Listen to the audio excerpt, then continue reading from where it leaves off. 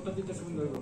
আচ্ছা, দেখতে পেলাম একজন সম্ভবত চুর বা ডাকাত আটক করেছেন, তার বিরুদ্ধে গোটা বিষয়ে কোথা থেকে আটক হয়েছে, কিন্তু কিছু তো আপনারা জেনে সবাই খুশি হবেন যে ত্রিপুরার বিভিন্ন জায়গাতে চুরি এবং ডাকাতির ঘটনার সঙ্গে যুক্ত একজন কুখ্যাত ডাকাতকে আমরা 29 তারিখ ঘুরে বাগবাসা উত্তর গঙ্গানগরে ওরা ডাকাতির প্রিপারেশন করছিল একটা গ্রুপ। আমাদের কাছে আগাম খবর ছিল, তো পুলিশ যে সময় যায় তখন তারা আগ্নেয়াস্ত্র থেকে পুলিশের উপর ফায়ার করে, পুলিশও আত্মরক্ষার্থের সামনে গুলি করে। শেষ পর্যন্ত আমরা কুখ্যাত ডাকাত বগে সর্দার বলা যায় তাকে, যেটা সম্বন্ধে আপনারা সবাই অবগত আছেন। তার নাম হলো নাজিম উদ্দিন, বাবার নাম কুটি চাঁদ মিয়া, বয়স 33, বাড়ি ফুলবাড়ি।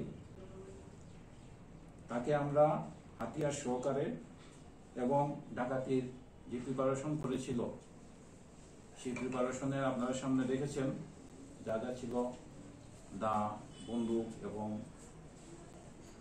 বাকি এই যে লোক কাটার, এগুলো সহকারে আমরা তাকে ধরেছি। পালিয়ে যাওয়ার সময় সে তারপরে খুব দস্তে করেছিল, একজন তো পালিয়ে গেল গুলি করতে করতে। আশা করি ধর্মনগরবাসী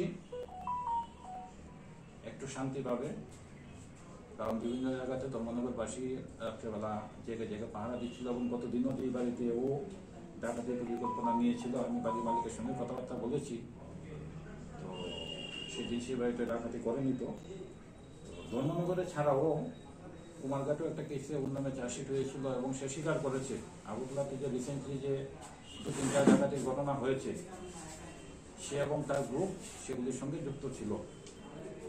এবং আমাদের কাছে আরও কিছু এভিডেন্স আছে যে ধর্মনগরে যে চুরি ডাকাতির ঘটনাগুলি যেগুলি হয়েছিল এগুলিতে আমাদের কাছে একটা ডাইরেক্ট এভিডেন্স আছে যে ও করেছে এবং ও স্বীকারও করেছে। এখন আমরা ইনভেস্টিগেশন করছি, আগরতলার থেকে টিম আসছে, বিভিন্ন জায়গা থেকে টিম আসছে তাকে ইন্টারোগেশন করার জন্য। গতকালকে তারাই তাকে আমরা ধর্মনগর যে কোর্টে প্রডিউস করেছিলাম, মাননীয় আদালত তাকে 5 দিনের পুলিশ রিমান্ড দিয়েছে। আর ও এবং তার গ্রুপের এগেনস্টে একটা মামলা হয়েছে।